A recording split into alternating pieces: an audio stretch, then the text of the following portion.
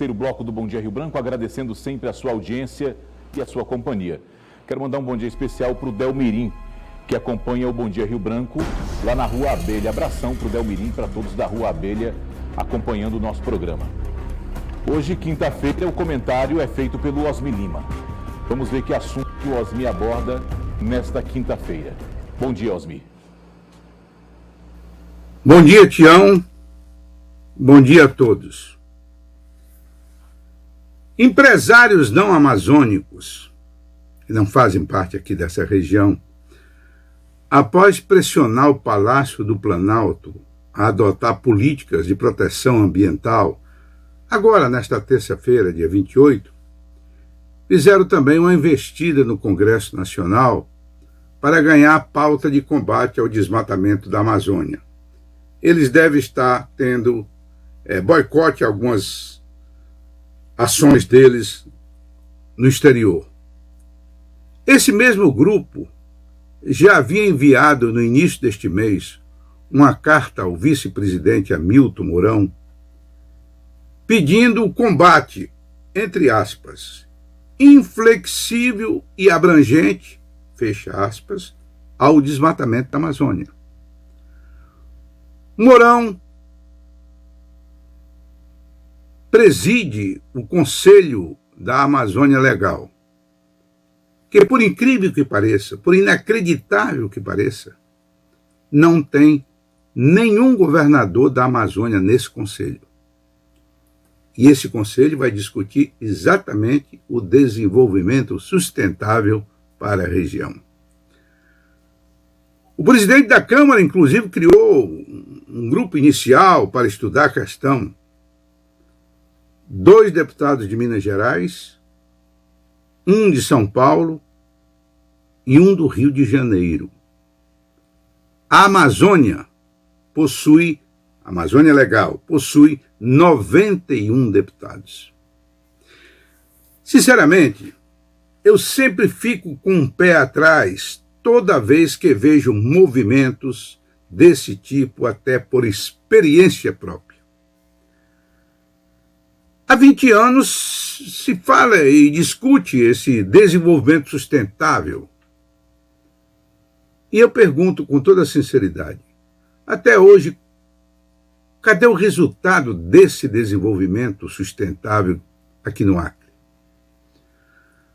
Nós, que somos mais velhos ou mais experientes, que já percorremos inúmeras vezes, desde muito tempo, os nossos municípios, nós o encontramos quase do mesmo jeito de muitos anos atrás.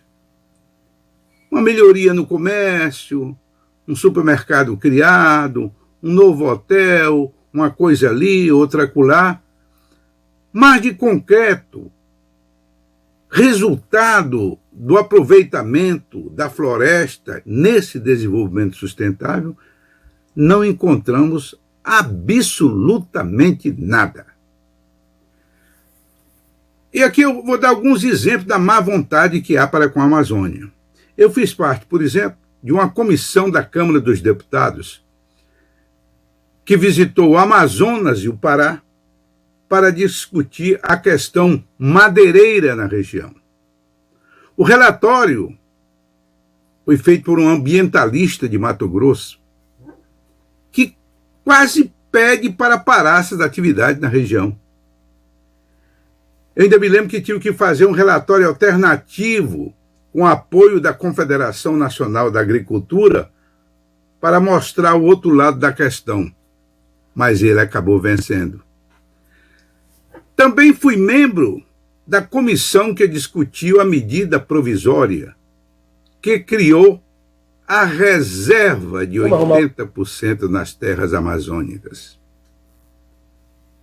Nós não ficamos calados. Nós protestamos. Aí veio um problema de má vontade. Naquela época, quando uma medida provisória chegava na Casa Legislativa, era dado um prazo de 15 dias para apresentar emenda. Os que participavam da comissão, para apresentar emenda em 15 dias. Só que até os líderes formarem a comissão, Mas já tinham passado os 15 dias e aí os membros da comissão ficavam impedidos de apresentar qualquer emenda. E os líderes não demonstravam nenhum interesse na questão. Eu cito outro exemplo, no asfaltamento aqui da BR-364 Porto Velho, Rio Branco. Começou agora. O governo brasileiro fez um convênio com o BIRD, ou BID, eu não me recordo agora mais qual dessas instituições. Foi criado, na época, um tal de PEMACI, que era o Programa de Proteção Ambiental e População Indígena, essas coisas que sempre criam. E nesse documento foi contido mais de 40 exigências. Entre elas, acreditem vocês ou não, a de medir os decibéis dos veículos que passariam na estrada para verificar até que ponto poderia atingir a sensibilidade dos animais da floresta. Aí o Sarney rompeu o acordo, depois de nossa pressão, e asfaltou a estrada com recursos brasileiros. Enfim, tudo da Amazônia sempre foi um pouco proibido. Eu ainda me lembro de um caso acontecido quando eu era gerente do Banco do Brasil em Óbidos. Eu recebi a visita de um cidadão, de um cliente, que foi financiado para criar tartarugas. Na época do financiamento era permitido. E era a época de comercialização. E ele não pôde comercializar porque estava proibido. E ele veio querer saber como é que ele poderia fazer para pagar. Bem, os assuntos são muitos, o tempo não dá. Eu pretendo fazer na próxima semana, ou nas próximas semanas, alguns comentários sobre a questão de áreas protegidas no país. Felipe, resume para mim. Os interesses econômicos, financeiros que está por trás disso. Saúde a todos. No Acre são 9h48. Obrigado, Osmi, pela participação aqui do Bom Dia Rio Branco. Gostaria de agradecer sua audiência, sua companhia. Você que está acompanhando o programa desde o início, ou você que está chegando agora, eu gostaria de relembrar que todas as informações, tudo que já foi exibido no programa de hoje, você vai poder rever acessando o site www.oriobranco.net. Toda a programação local, tudo que é exibido na programação da sua TV Rio Branco, canal 8.1, você pode rever acessando o site www.oriobranco.net. Eu estou recebendo aqui nos estúdios do Bom Dia Rio Branco o senador Márcio Bittar, do MDB.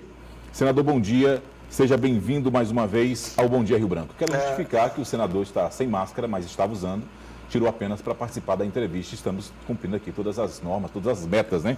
De distanciamento. Bom dia, seja bem-vindo. Bom dia, Tião. Bom dia, população de Rio Branco. É um prazer estar aqui mais uma vez, um prazer revê-lo, rever aqui grandes amigos. Cumprimentar a Márcia, minha esposa, que dessa vez está comigo, presente, né? No auditório. E também ao meu querido amigo, meu pré-candidato a prefeito de Rio Branco, Roberto Duarte, que muito me honra estar perto dele, andando com ele. Aliás, ontem eu fiz uma fala com o jornalista, né, anteontem, conhecido meu, todos os colegas teus que me ligam, quando eu estou com tempo eu atendo, né, e tal. E ele começou a falar uma crítica, se eu concordava com a crítica de que o Gladson não pode apoiar Socorro Nery porque ela não nos apoiou. Eu digo, olha, presta atenção, se for esse o critério, eu acho bacana, porque aí o governador, ele terá que apoiar o meu candidato, que é o Roberto Duarte. Por quê? Porque se a Socorro não esteve conosco, é a verdade. O Bocalão também não esteve. Mas o Bocalão também não esteve. Como o Minoro também não esteve. Então, eu estou torcendo, e eu falei brincando, mas sério, né? Então, eu estou torcendo para que o meu amigo Gladys Cameli, meu governador, adote esse critério.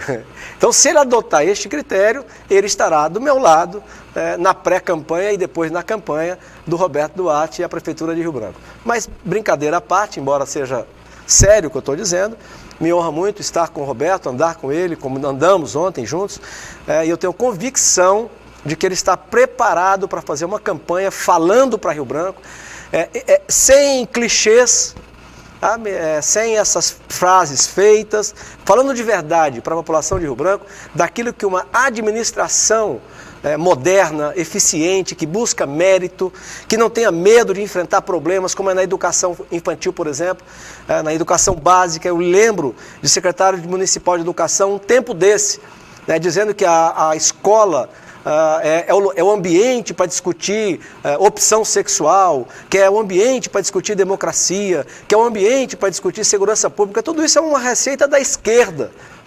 A escola, e nós estamos falando aqui de prefeitura, escola de ensino fundamental, é para alfabetizar, não é para politizar e nem para fazer a cabeça. Quem educa meus filhos sou eu, minha mulher, são os pais, são as mães. Não é, o ambiente escolar não é para isso. Não é para fazer a cabeça de filhos da gente, não. É para ensinar português, para alfabetizar, para ensinar matemática, que é o que esqueceram. Então, o Roberto, na minha avaliação, ele tem condições de representar algo novo de verdade, uma prefeitura que tem audácia, que tenha coragem de enfrentar problemas que estão adormecidos e debaixo do tapete há anos, há décadas, como é o péssimo ensino brasileiro, muito ideologizado e dominado pelo viés esquerdista, que muito mal fez aos jovens brasileiros. Então, para mim é um prazer, é um privilégio estar com o Gladson e brincando, falando sério, porque a piada é uma maneira de você contar coisa séria, sem magoar ninguém. Eu gostaria muito, quero muito que o meu governador adote esse critério. Eu vou apoiar quem me apoiou. E se for esse o critério, ele estará comigo, então, já que o senhor ao entrou lado do Roberto. nessa questão já política, já iniciou por esse lado, então não tem acordo com o MDB, com o seu partido, com o senador Márcio Bittar, para dizer, não, caso o MDB não lance mais nenhum candidato, o Roberto Duarte, ou etc. e tal, não teria apoio ao Tião Bocalu ou qualquer outro candidato que não estivesse tido com vocês lá atrás? Não, veja bem, eu sou um político, talvez, não sei se tenha sido o primeiro, mas eu venho dizendo há muito tempo, e disse isso para o Gladson. Gladson, relaxa, não vai ter como você obrigar nos 22 municípios do Acre, repetir a mesma aliança que nos elegeu em 2018. Não tem como. Você pode tentar, não é da natureza dele. Vamos lembrar que o PT conseguiu isso a fórceps, tá? Essa unidade que a Frente Popular manteve era a fórceps. A fórceps como? Era no cargo, era na pressão. Ou você faz ou vai perder. Então não é a nossa natureza, não é a natureza dele. Então eu dizia para ele o seguinte, se você quer tentar unir todo mundo em todos os municípios, eu posso ajudar no que eu puder. É o ideal. Mas não conseguindo, relaxa. Então, aqui em Rio Branco, por exemplo, tem segundo turno, então não há problema nenhum. Agora, eu respeito a decisão do Gladson, mesmo que ela seja de não apoiar o meu candidato. E ele me respeita.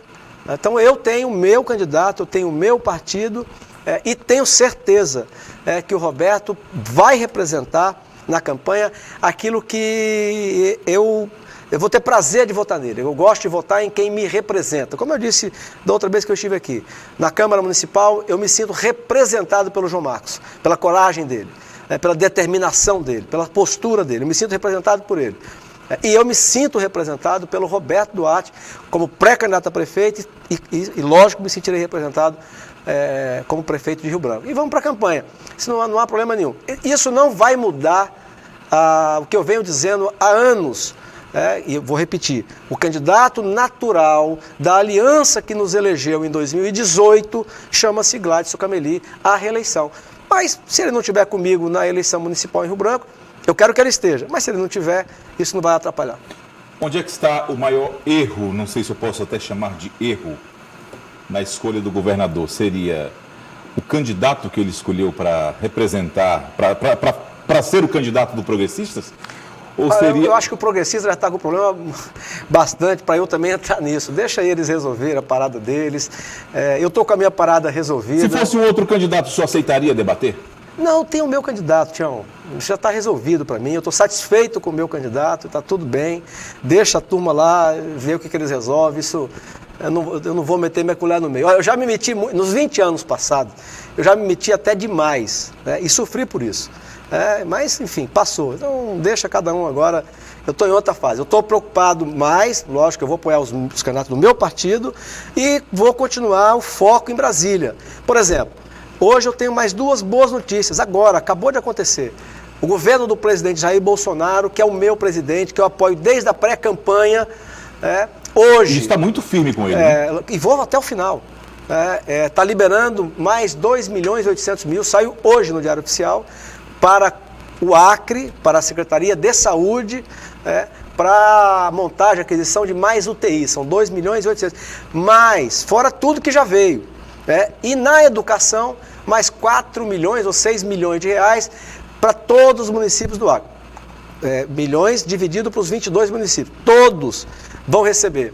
Então, para mim é um prazer, como vice-líder do presidente da República que eu votei, poder dizer que hoje, mais uma boa notícia.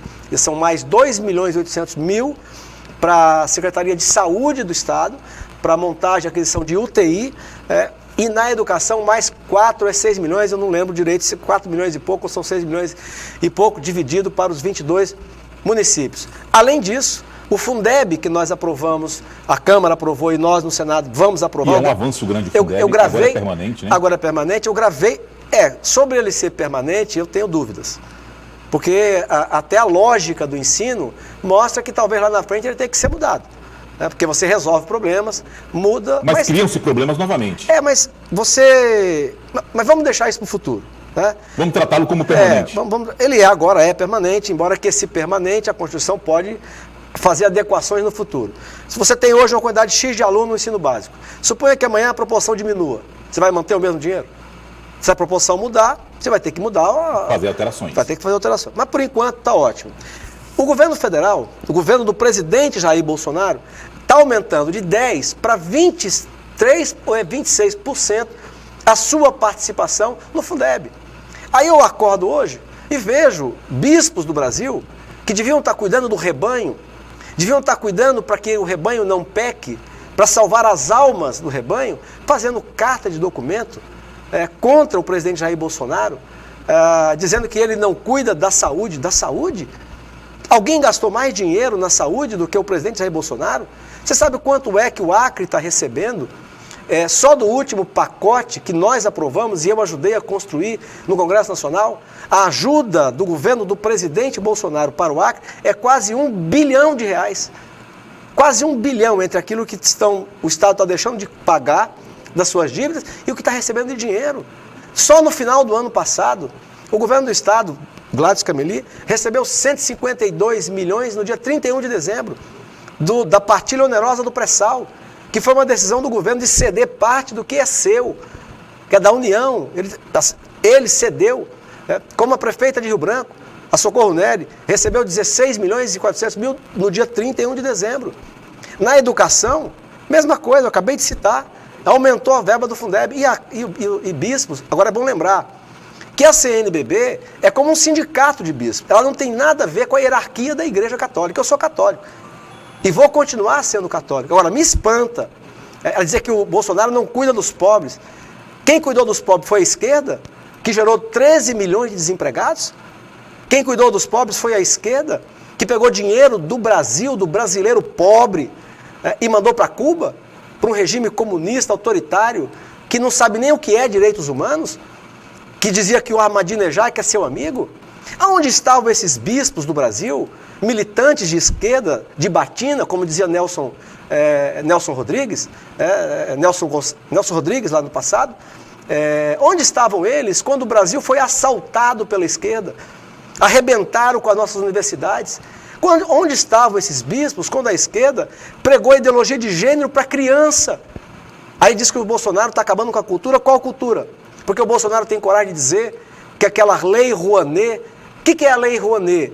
É o governo tirando dinheiro de pobre, negro, prostituta, favelado e dando para artista.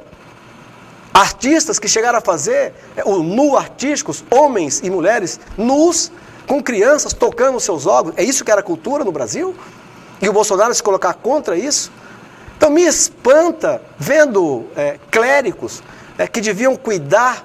Para mim isso é infiltração na Igreja Católica, no cristianismo, que Mas sempre muito teve. se fala que às vezes são os posicionamentos muito diretos do presidente que E a causam igreja, todo onde esse... aonde é que estavam esses 152 bispos quando o PT arrombou o país? Quando o PT roubou os fundos de pensão? Que milhares de trabalhadores brasileiros, servidores públicos, estão tendo que pagar hoje taxas extras pelos rombos dos fundos de pensão? Onde é que estavam eles? Onde é que estavam eles quando aqui no Acre, o maior feminicídio do Brasil é aqui no Acre? Onde é que estavam eles? Na verdade, o que eles deviam estar fazendo é ajudando o Bolsonaro. Depois de décadas, o primeiro presidente assumidamente cristão, que prega o que a Bíblia diz, que preza pela família tradicional, pelos valores cristãos, ganha a eleição no Brasil, é com ele que eles são contra? Quer dizer, então isso é mais uma prova do processo de infiltramento que a Igreja Católica sofreu e sofre da esquerda nos últimos anos.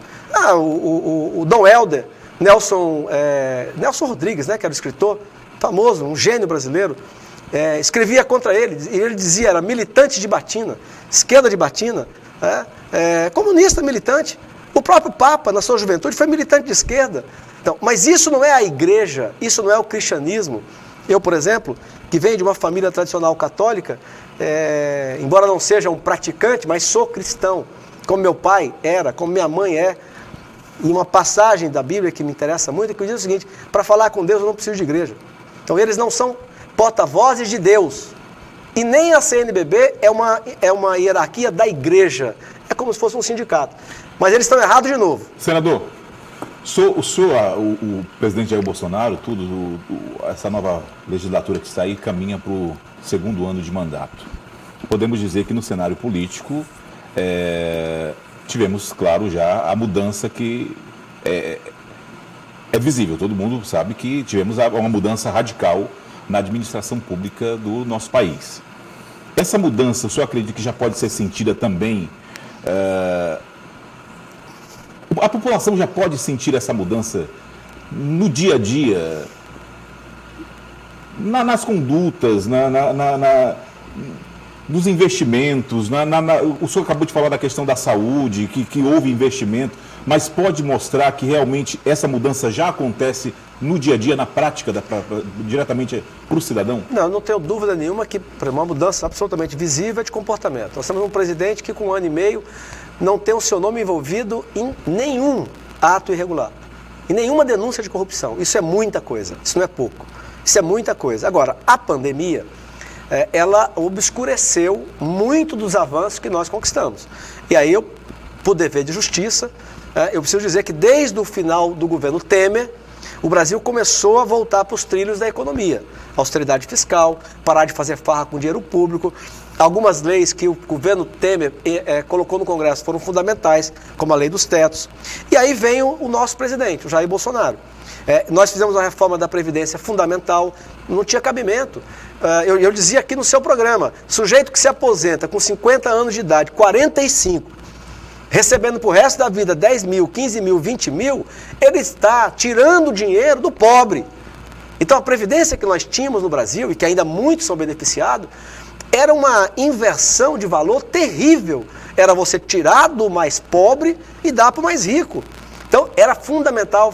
Fizemos a reforma da Previdência, a maior reforma de Previdência do mundo democrático, foi a que fizemos no Brasil. Fizemos uma lei de modernidade da economia, fizemos um pacote de medidas para combater o desperdício e a corrupção no sistema previdenciário brasileiro. Então, várias mudanças fizemos no ano passado. E agora caminha-se a questão da reforma tributária, que já teve sua primeira fase.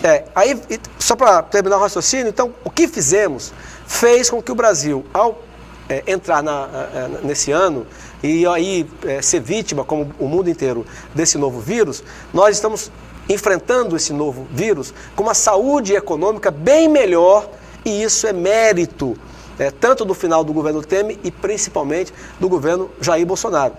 O que eu estou dizendo com isso? Se aquelas mudanças que fizemos não tivessem ocorrido, nós estaríamos entrando na pandemia bem piores do que estamos hoje. Então, se nós temos hoje um pacote de ajudas como aquele que eu citei, o último pacote que nós aprovamos, pacote grande, foi de 120 bilhões de reais de ajuda do governo do presidente Jair Bolsonaro para todos os estados e todos os municípios. Então isso é possível porque nós estávamos melhores do que há 3 anos atrás o governo brasileiro. Agora, tu toca no assunto fundamental. Se as reformas do Estado brasileiro, a continuidade delas, já era fundamental antes da pandemia, agora mais do que nunca. Então, reforma tributária, que basicamente simplifique o sistema, diminua a burocracia e, com isso, diminua a carga tributária, é fundamental. Mas esse é o cria-se espírito. novos impostos. Mas pode criar. Mas desde que no contexto geral você diminua. Então, a ideia do Paulo Guedes, a quem eu admiro, ele muda o sistema inteiro. Você pode, por exemplo, o imposto que ele prega é muito mais democrático. Você a criação do IVA que o senhor está falando? O IVA, porque ele quer... Hoje tem milhares de transações financeiras via internet, que não é captada. Então, o cara não paga imposto. Então, é uma medida que busca trazer para a malha uns que estão sonegando. Então, você criar um novo imposto, desde que ele, no geral, não signifique aumento da carga tributária, não é problema. Então, eu já gravei sobre isso. Então, a ideia do ministro você faz uma reforma tributária que no conjunto da obra simplifica e diminui tributos, diminui carga tributária, diminui a burocracia, portanto diminui o peso da carga tributária. Então diminui a carga tributária no Brasil. Dentro disso você pode eliminar vários tributos e criar um outro, que seja mais moderno, mais ágil e que pegue aquele que hoje está sonegando. Então não tem que ter preconceito, a frase é o seguinte, ele vai criar um novo imposto. Não precisa ter preconceito a isso. Ele pode criar, desde que isso signifique, no bojo da reforma, ela tem que ser isso, ela tem que ser simplificação, portanto, diminuição de tributos, junta uns com os outros, diminui essa malha imensa. Com isso, você elimina a burocracia, já cai o custo e abaixa a carga tributária. Nesse pacote, você pode substituir 3, 4, 5, 6, 7 tributos por um outro novo, mas que seja, no final, a diminuição da carga tributária. Essa é a proposta ideológica com a qual eu concordo do ministro da Economia do Brasil. Mas não só isso. Reforma administrativa, que vise basicamente o quê? Diminuir o volume de dinheiro que o Brasil gasta com a máquina pública para sobrar mais dinheiro para as pessoas. As PECs que estão no Senado, onde uma delas sou eu que relato, a PEC do Pacto Federativo, que visa transferir recursos da União para estados e municípios, 450 bilhões de reais em cerca de 10 anos, mas ao mesmo tempo num pacto com os estados e municípios de austeridade fiscal. Então, tudo isso migrando para um país que gaste menos com a máquina pública, gaste menos com a burocracia para sobrar mais recursos para investir para as pessoas. Que é isso que as pessoas querem, que o Estado gaste o suficiente e que preste um serviço de qualidade, que é o que não acontece hoje. O governo do presidente Bolsonaro está no caminho certo, ele tem o meu apoio e é um grande brasileiro. Volto a dizer, esses bispos que assinaram a carta, que não são... Vou repetir, não são porta-vozes de Deus, são porta-vozes deles. Eles deviam estar ajudando o presidente, ao homem que está moralizando o país, que prega Deus acima de tudo, pátria, Brasil. Ele devia estar sendo ajudado. Mas o que me parece que esses bispos, assim como membros do Supremo Tribunal Federal, é que não aceitam o resultado das eleições. E eu vou dizer, quem quer disputar contra o presidente, quem quer ser presidente, é um direito que tem, mas se candidate. Se candidate em 2022 e ganhe a eleição. Porque, por enquanto, quem ganhou a eleição limpa, contra tudo e contra todos, foi Jair Bolsonaro. Então, deixa ele governar. Ele não cometeu nenhuma fraude. Ele não está acusado por nenhum tipo de malversação. É um grande brasileiro, que me orgulha apoiá-lo, viu? Senador, o senhor, desde o início do seu mandato e até mesmo antes, durante sua campanha e várias outras oportunidades que o senhor teve na mídia nacional e local, o senhor sempre falou muito das questões ambientais e sempre fala sobre isso. O senhor sempre falou que as questões ambientais travaram muito o nosso estado e travam a Amazônia em geral.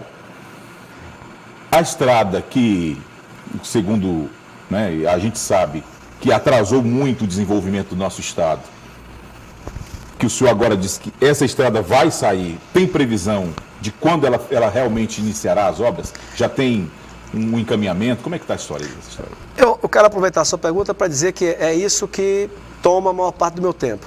Eu fui eleito senador da República e eu entendo que é meu dever com o Acre, independente de qualquer coisa, trabalhar para trazer grandes coisas para o Estado. Veja bem, Tião, o Senado, mais do que a Câmara, se um senador, se um Estado der o azar de ter 3 senadores que são contra o governo federal, é um problema grave para o Estado. Então, eu não estou dizendo que um senador não possa ser ideologicamente contra o governo federal, né? Mas é um problema para o Estado, problema grave. Por quê? Porque se tem uma casa que é a casa da federação, é o Senado. E a ideia do Senado, além de ser revisor da Câmara, é ser a casa, e por isso que são 3-3, que é para igualar as coisas no país. Quer dizer, você ter o mesmo IDH distribuído no país, as mesmas garantias, o mesmo nível de educação. Então, não deixar uma região pobre a vida inteira. Então, a Casa da Federação é a casa que vai garantir, porque tem poder para isso, né, que vai tirar uma parte daqueles que arrecadam mais, são mais ricos, para, num determinado momento, passar para aqueles que são mais pobres, para que ele também prospere. Então, esse é o Senado.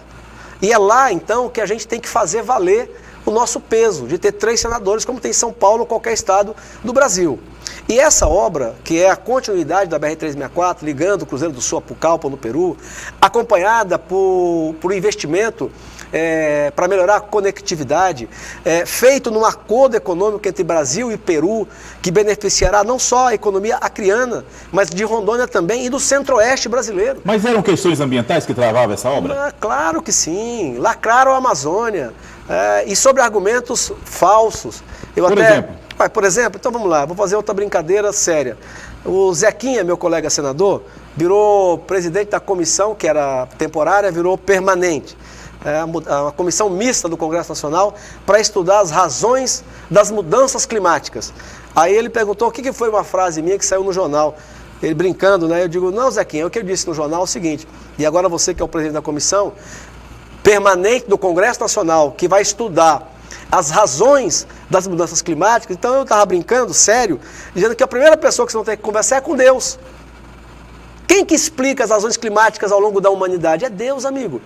O deserto do Saara, há 20 mil anos, era mar.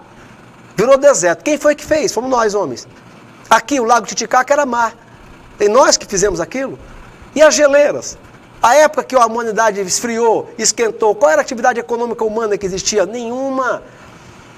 Então, portanto, as mudanças climáticas existem desde que o mundo é mundo. Então, se alguém tem que explicar isso, se é que você vai ter essa explicação, é o Criador. O homem só muda o microclima. Aqui, o Igarapé São Francisco. As pessoas derrubaram na beira, jogaram entulho, virou o quê? O esgoto a céu aberto. O que é que fez aqueles que diziam-se preocupados com o meio ambiente? Você lembra o que fizeram aqui? Eu vou te responder, nada. Só lhe interrompendo, quando o senhor fala da questão do Igarapé São Francisco, o senhor tem um projeto de revitalização, seria isso? Desde 99. Eu estou ficando velho. Esse projeto, ele vai fazer o que com o Igarapé? Vai dar vida novamente a ele? Vai. Então lá. Então veja bem. Aqueles que se diziam preocupados com o meio ambiente, governaram o Acre e o Brasil e não fizeram nada. Nada. Não recuperaram um Igarapé. Eles não reflorestaram o Rio Branco. Mas eles serviram ao interesse estrangeiro, né, de paralisar a Amazônia. E de empobrecer e manter na miséria 23 milhões de brasileiros. E eu não os perdoo por isso, né? Bom, agora, no nosso governo, o governo do presidente Jair Bolsonaro, nós estamos com um projeto do Acre, né, e incorporado pelo governo federal de 220 milhões de reais para recuperar o Igarapé São Francisco. Eu falo disso, luto por isso, desde 99, quando eu fui deputado federal a primeira vez. Hoje o governo federal incorporou a proposta, recebeu o projeto, tudo isso demora, né? E hoje o caminho de buscar o recurso são 2. Primeiro, o governo e o presidente do IBAMA, o Eduardo Bin, já está acordado conosco, né, comigo, com o governador. O que eles vão fazer? Eles estão mapeando todo mundo que deve o IBAMA, grandes empresas. A empresa que mais deve o IBAMA, multa ambiental, é a Petrobras. E vai fazer a conversão de dívida. É uma lei que permite, por exemplo, a Petrobras, vamos supor, tem lá uma multa de R$500 bilhão. Então, o governo faz um acordo, aquela multa, ela perdoa 60% dela, a lei permite, desde que os 40% restantes vá para um fundo específico para uma obra que seja de recuperação de um dano ambiental, que é o caso do Igarapé São Francisco. Se o Ministério, através do IBAMA, que é um órgão do Ministério do Meio Ambiente, conseguir, eles querem conseguir os 200 milhões. Se eles conseguirem os 200, melhor para mim, melhor para nós. Por quê? Porque eu não vou precisar colocar emenda de relator para isso. Agora, se eles não conseguirem os 200 milhões, aí eu vou colocar o que faltar, né, aproveitando que, graças a Deus, eu serei o relator do orçamento feito esse ano para ser executado. Dentro desse projeto que as pessoas perguntam, na linguagem bem popular, sem muito cri-cri-cri, as pessoas que moram ao longo do Igarapé-São Francisco serão retiradas? Não. Pode ser que algumas que estejam na margem, na beira, porque aí é uma questão de risco para elas próprias e para o Igarapé. Mas a ideia ali o que é? Você vai tirar todo o entulho, portanto você vai limpar o Igarapé. Ali está cheio de lixo. Eu vi o projeto que eles fizeram filmagem, e não só eu, mas muitos nos comovemos com o depoimento de uma mulher que nasceu às margens do Igarapé e que chegou a pescar lá.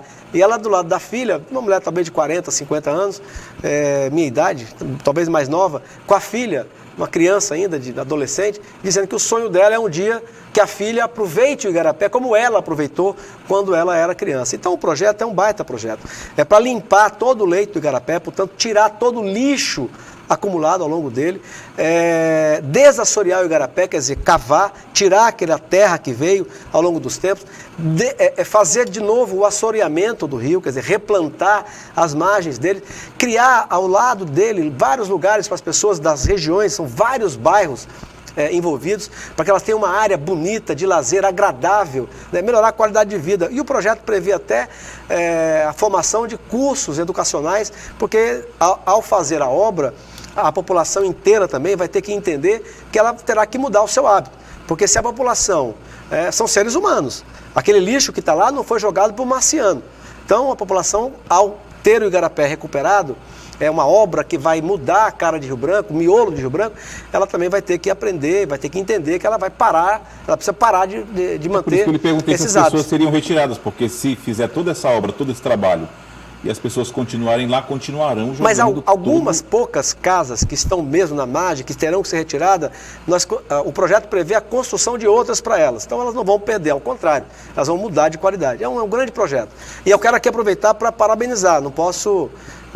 até estou lembrando aqui de uma história. O governador Gladys e a sua equipe, que criou uma comissão multidisciplinar, liderada pelo Tião Fonseca, que fez esse projeto.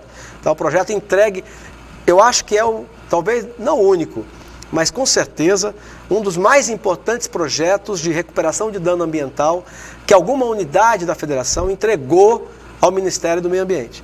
Então está lá e essa vai ser a forma de arrecadar o recurso para tocar a obra. Senador, nosso tempo está mais que estourado. Algo que o senhor queira acrescentar que a gente não tenha comentado aqui? Não, Tião, dizer que esses dias, um grande amigo meu, ele estava me elogiando, por exemplo, só para a saúde acriana, eu consegui liberar 34,9 milhões de reais. E muito disso de verba extraordinária. Né? E desses quase 35 milhões, o que já está praticamente tudo no Acre.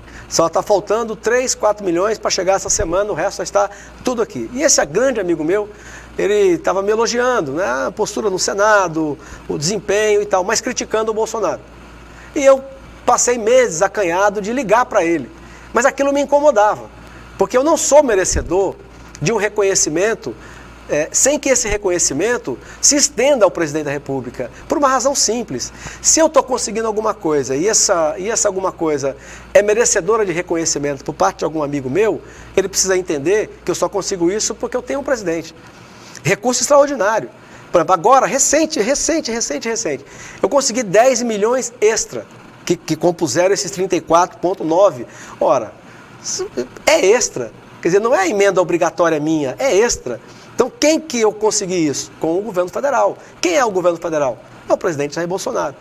E aí eu tive, depois de muitos meses, eu liguei para esse grande amigo meu e disse, olha, quem sou eu? Não quero interferir na sua opinião e tal, mas é que eu não me sinto muito à vontade de você elogiar algumas coisas que eu estou conseguindo aqui e ao mesmo tempo criticando o presidente. Eu consigo porque eu sou aliado do presidente.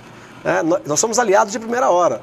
Eu não sou aliado do presidente por razões pessoais, por amizade pessoal, não que eu não valorizo a amizade, mas não é isso que me uniu ao Bolsonaro. O que me uniu a ele é a plataforma cristã que ele teve coragem de defender na pré-campanha e na campanha, e pelo programa econômico, que é o programa que vai tirar e está tirando o Brasil do rumo errado que a esquerda colocou ao longo de quase 30 anos o país, que gerou 13 milhões de desempregados no país, uma educação de péssima qualidade, a saúde de péssima qualidade também. Então nós estamos recuperando o país, e isso não faz de uma hora para outra, principalmente quando no meio do primeiro mandato, porque para mim eu tenho quase convicção de que ele terá o segundo mandato, quem vai decidir isso é o povo, mas é convicção minha. Então essa pandemia atrapalhou, mas ainda bem que é ele, né? Porque nós vamos agora recuperar aquilo que a pandemia atrasou. Quero te agradecer mais uma vez, é um prazer revê-lo, é um prazer estar aqui na TV Rio Branco, que sempre me recebeu nesses anos todos. Nunca fez diferença eu estar de um lado, o dono da TV estar do outro. Essa TV nunca fez diferença. Eu creio que para todos, mas eu sou prova disso. E mais uma vez dizer que é um prazer caminhar com o Roberto, e terminar com a mesma brincadeira que eu fiz no começo. Eu torço muito para que o meu amigo Gladson, meu governador Gladson, adote este critério. Eu vou apoiar para a Prefeitura de Rio Branco, porque todo mundo fica falando isso, a parte da imprensa, né? Você não pode apoiar fulana ou Beltrano porque não te apoiou. Então eu quero muito que ele adote esse critério. Porque se ele adotar esse critério por osmose, então ele estará comigo, né, apoiando o meu pré-candidato, Roberto Duarte, à Prefeitura. Mas brincadeira à parte, eu não vou romper com o Gladson em função da eleição municipal. Eu estou com ele, estou ajudando e vou continuar ajudando. Esse é meu papel. Muito obrigado, fique com Deus. Eu que agradeço. 10 horas e 23 minutos, eu conversei aqui com o senador Márcio Bittar, do MDB. E com isso eu termino o Bom Dia Rio Branco desta quinta-feira, agradecendo sua audiência e relembrando que outras informações você acompanha no decorrer da nossa programação ou no site www.riobranco.net. Lembrando que o senador Márcio Bittar estará daqui a pouquinho no RB Notícias com Antônio Muniz.